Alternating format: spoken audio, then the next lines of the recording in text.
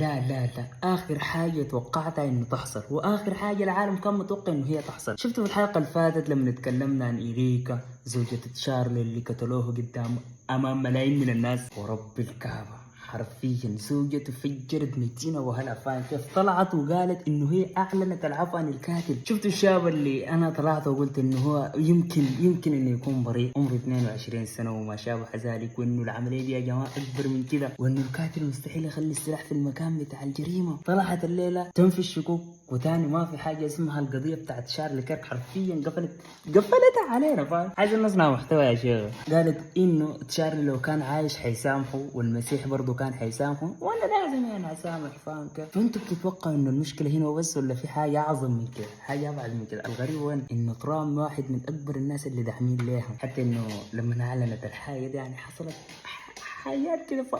ما تندق جفاف عاطفي يا عزيزي المشاهد، انا ما لازم اشرح لك الحاجات دي، لكن يعني ما كنت متوقع ان الحاجه دي تحصل. لايك فولو شير، سلام عليكم. يلا اقطعش.